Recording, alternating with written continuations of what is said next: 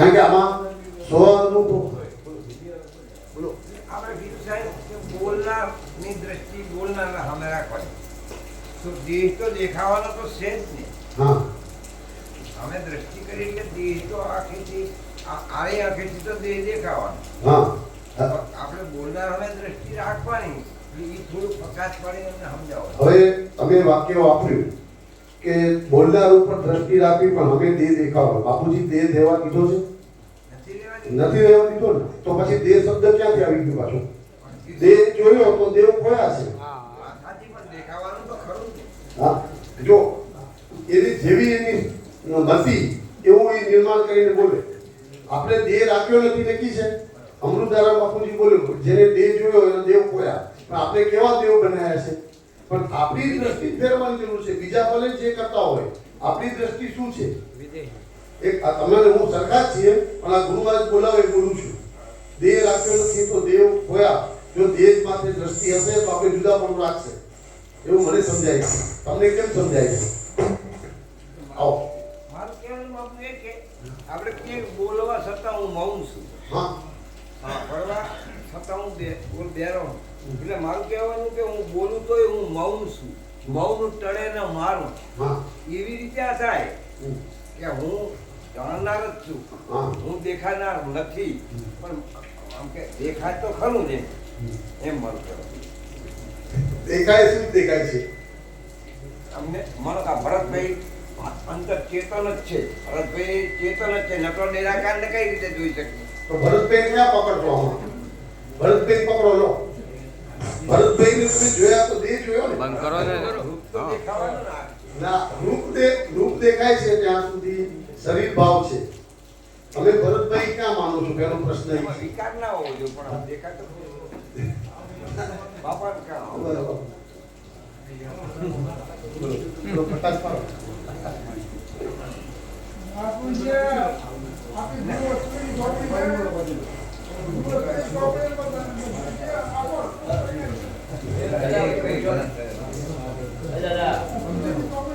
ભાઈ બોલો.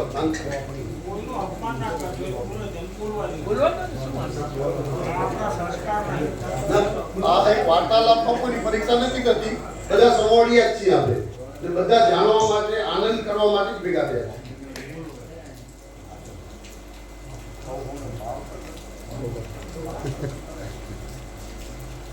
તમારો પ્રશ્ન શું છે? દેખાનાર ને બોલનાર. એટલે આપણે બોલનાર હમી દ્રષ્ટિ. બોલનાર તો એક નિરાકાર છે. તો નિરાકાર તો અનુભવમાં આવે, દેખાવાનો તો નથી. અને આ દેખાવું એટલે શું? નિરાકારને તમારે કઈ રીતે જોવો છે? કઈ રીતે જોવો છે નિરાકાર? એટલે આપણે એમ કીધું કે દેહ દ્રષ્ટિ છોડો. એટલે દેહ તો બધું દેખાવાનું. હવે આપણી વસ્તુ સાચી રેડી જ છે બધું. પણ દેખાય તો ખરું જ. દેહ એટલે શું છે? અને સમજાવો.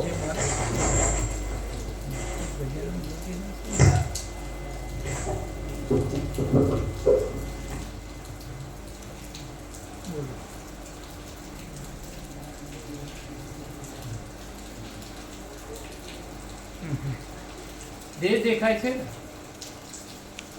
વિષય દેખાય. હા.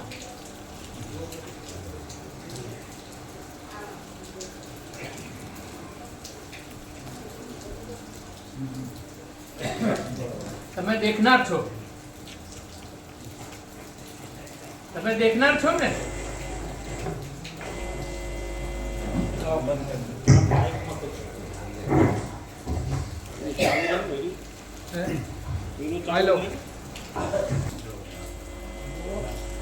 બંધ કરો, માઇકની જરૂર છે. સંભળાય છે ને બધા?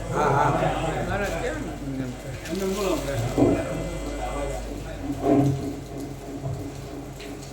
તમે જોનાર છો ને? અને સામે કશાકને જોઈ રહ્યા. બરાબર છે? તમે જોનાર છો. આ જે દેખાય છે કે છે. તમે જોનાર છો. એટલે જ્ઞાતા કે અને બેની વચ્ચે શું આવ્યું? જ્ઞાન આવ્યું ને? જ્ઞાન આવ્યું કે નહીં આવ્યું? તો આ જે જ્ઞેય દેખાય છે ને એ જ જ્ઞાન રૂપે પરિણમે છે. જ્ઞેય જેવું કંઈ છે જ નહીં.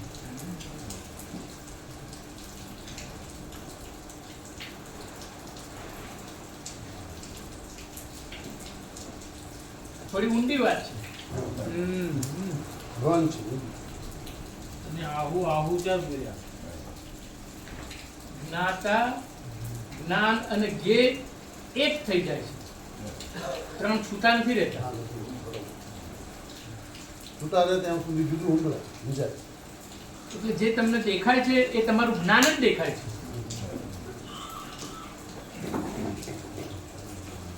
આ શું દેખાયું? મોબાઈલ જે દેખાતું હોય એ બોલો ને યાર. શું કરો? આમાં વિચાર શું કરવો? હા. હે? મોબાઈલ શું છે? મોબાઈલ એવો શબ્દ એ જ્ઞાન છે. તમારું જ્ઞાન આ ધ્યેયને મોબાઈલ રૂપે પરિણમ્યું, પણ દેખાયું શું? મોબાઈલ મોબાઈલ દેખાડો પણ શબ્દ રૂપે મોબાઈલ છે પણ મોબાઈલ ક્યાંથી ઘૂસ્યો? શબ્દથી ક્યાંથી બહાર નીકળ્યો? શબ્દથી બીજા નામ છે. વાહ. આંખથી ઘૂસ્યો ને? તે પૂછ્યું. મોઢેથી બહાર નીકળ્યો ને?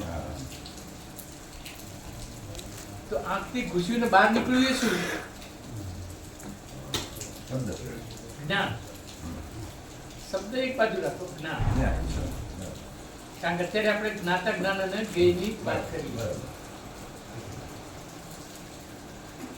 તો આ બધું જે કંઈ પણ દેખાય છે એ શું છે? એટલે બીજું કઈ છે? હમ?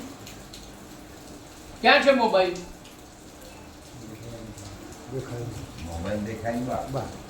પકડાવવામાં આવે છે તો તમે શું જુઓ છો? મોબાઈલનો દેહ જુઓ છો? શું જોવાનું છે? હા. એ તો બરાબર તો એ જ તો વાત છે. પણ આ જ્યાં સુધી આ ચર્મ દ્રષ્ટિ છે ને, દેહ જોશો ને ત્યાં સુધી દેખાયની બહાર દ્રષ્ટિ નહીં જાય. આ ત્રણેય વસ્તુ એક છે. જોનાર અને જે દેખાય છે એ બંનેમાં જે જ્ઞાન સ્વરૂપ છે એ જ પ્રવર્તી રહ્યું છે, બીજું કશું નથી. દેહ જેવું કઈ છે નહીં, એ ભેજામાંથી પેદા થયેલી એક વાસના છે એમ કહીએ પ્રકારની ગ્રંથિ.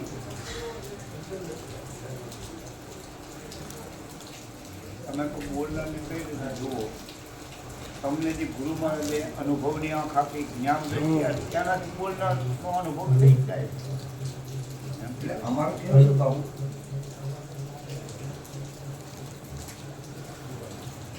રજોગુણ તમોગુણ ને સત્વગુણ, નામ રૂપ ને ગુણ, બ્રહ્મા વિષ્ણુ મહેશ, એમાં પ્રકૃતિ આવી ગઈ. હવે આ બધી આઠનો ઠાઠ કરીને હવે જ્યારે બોધ થયો એટલે બાપુજીએ કીધું કે તારું તન મન ને ધન ગુરુમાનને દેવાના નિકાલ પેટે આપ્યો ને આ પડી તારું. અને ગુરુ મહારાજે પરીક્ષા કરી કે જે ગણો તે ગુરુ મહારાજ કે ભાઈ ગુરુ મહારાજ સ્વીકારતા નથી તો મને તું સહી કરી આપ. દીદી કે સહી કરી આપ. પણ મારે જ્યાં બધું ધ્યાન ના પડે એટલે હું ઈચ્છું લઈ સહી કરવા. એટલે બાપુજી કે સબૂર શબ્દ વાપર્યો એટલે આમ થઈ જાય સીધા. પછી આપણે થોડીક ચમકારો થયો વાઘાજી બાપુ શરીર તો આ પડ્યું તું સહી કર ખરા તો શરીર તારા કે તું સહી કરે. એટલે મારું કેવું આ રે અનુભવ મળે. અનુભવમાં આ રીતે છે. તમારી દ્રષ્ટિ દેખાય એની અંદર હશે. ના અનુભવ મળે. બે વસ્તુ છે. હવે એ અલગ થયું ને ઓલું બધું. આ જે દેખાય છે બીજું બધું એ શું ઉત્પન્ન કરે છે? હા. હું. હા. આ દેખાય છે એના અંદરથી તમારી અંદરથી ભાવ કયો આવે છે? આ દેખાયેલી વસ્તુ જુઓ છો એટલે રાગ ને દ્વેષનો ભાવ આવે છે કે બીજો ભાવ આવે હા, છે? એ હે? એ અને દેખાય એની બહાર જાવ છો એટલે વિતરાગનો ભાવ આવે છે ને રાગ રહે છે ત્યાં? ત્યાં શું છે?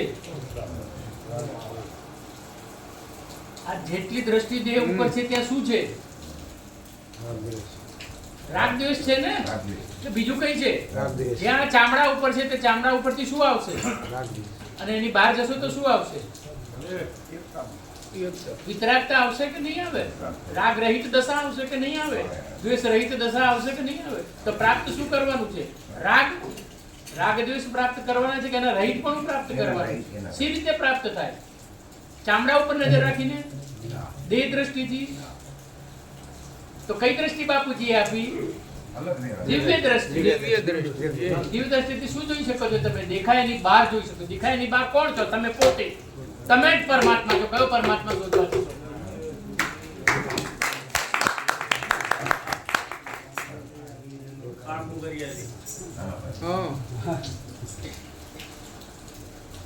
જ્યાં સુધી ચામડા ઉપર દ્રષ્ટિ હશે ત્યાં સુધી રાગ, દ્વેષ, કામ, ક્રોધ, લોભ, મોહ, માયા બધું વળગવાનું. દ્રષ્ટિ દેખાયની બહાર જ લઈ જવી પડશે. અને એ ક્યારે જશે? સદનામ ઉપર દ્રષ્ટિ હશે ત્યારે. બાકી બાપુજીએ કેટલી સરસ આ 5 ઇન્દ્રિય જે છે ને, અંદર એક પેલો માટીનો ઘડો હોય ને કાણાવાળો, અને એની અંદર એક દીવો મૂક્યો હોય તો ઘડામાંથી બધી રોશનીઓ બહાર નીકળે ને. તો આ જે ઘડો છે ને, ઘડાની અંદર દીવો પ્રજ્વલે છે. બરાબર? જ્ઞાન, એ જ્ઞાન અહીંયાથી આના આધારે બહાર નીકળે છે. જ્ઞાન ઇન્દ્રિયો દ્વારા જ્ઞાન બહાર નીકળે. તો જ્ઞાન સિવાય બીજું કશું છે જ નહીં. જ્ઞાતા જ્ઞાનમાં એક રૂપ છે ને જ્ઞેય જ્ઞાનમાં એક રૂપ છે. એક જ છે, બીજું કોઈ છે જ નહીં. એમ ત્રિપુટી નથી, એક જ છે. જેમ પરપુટા અનેક થાય સમુદ્રમાં, પણ પરપુટો એક પાણી, બીજું કાંઈ. એમ આ જે કંઈ દેખાય ને એ અસર જ્ઞાન સ્વરૂપ અખંડ એક જ સત્તા છે. જગત છે જ નહીં, જગદીશ જ છે. એમ સમજી ગયું. જ્યાં સુધી ચામડા ઉપર દ્રષ્ટિ હશે ત્યાં સુધી આ બધું રોગ વળગવાનું છૂટશે જ નહીં. એ દિવ્ય દ્રષ્ટિ કહેવાય. રાત દ્રષ્ટિ બદલી કે નથી બદલી? એક જ ઝાટકામાં. એક જ લાઈટ મૂકી નાખી. એ તો મારું કહેવાનું બદલી જ જોઈએ નથી, બદલી જ જઈએ. પણ મારું કહેવાનું કે આપણે કેટલો ઘસારવાનો આપણે આદર વગરનો.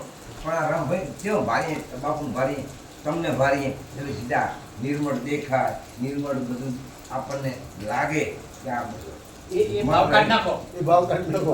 બધામાં એક કાઢી નાખો. એવો ભાવ અમારામાં તો એ કાઢો, બધે એક છે. બાપુજી બધે બાપુજી સિવાય બીજું કેમ જુઓ છો?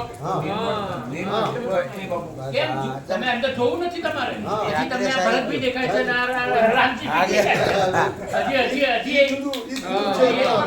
આમાં પસાભાઈ દેખાય, બધા એ બધું જગત આ બધે હવે તમે એક સમજો કે તમે વ્યવહાર કરો છો. હા. બરાબર છે? તમે ચોથા બધે ઉપાડો વ્યવહાર કરો છો. શું જોઈને વ્યવહાર કરો છો? પસાભાઈ જોઈને વ્યવહાર કરો છો કે બાપુજી છે એટલે વ્યવહાર કરો છો? બોલો.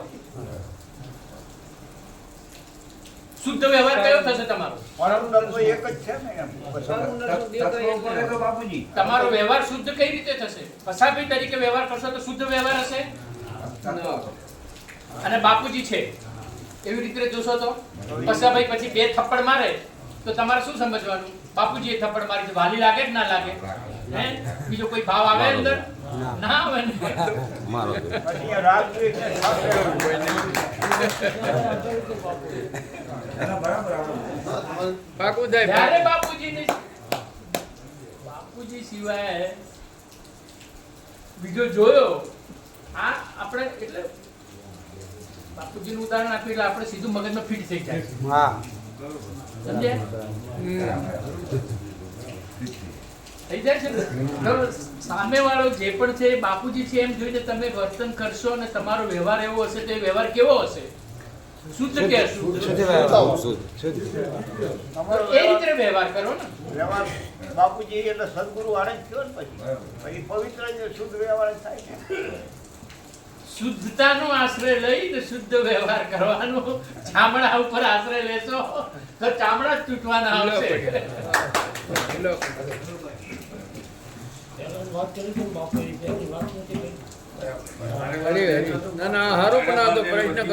લગાડો છો જનરલ. નાનભાઈ તમારી આપણી કચાશને આપણે પંપાળીએ છીએ. હા, નાનભાઈ તો નિમિત્ત બન્યા છે. આપણે એનામાંથી બોલ લેવાનો. એ તમારા કલ્યાણ માટે ઊભા થઈને એને બધું કીધું. બરોબર, પણ એ આપણા કલ્યાણ માટે છે એવું વિચારીને આપણે કારણ કે જાણતા નથી સમજતા નથી એવું નહીં, પણ આપણા બધા કલ્યાણ માટે એ પ્રશ્ન કરી રહ્યા છે આપણે. ના ના કોઈ જાણતું નથી એવું છે જ નહીં, બધા બધું જ જાણે છે. બધું જાણે છે પણ કરવું નથી. આટલું છે. લો, હવે ભજન ગાઓ એ. એક ભજન બોલો. ભાઈ બોલવા આવી ગયો. આમાં છે.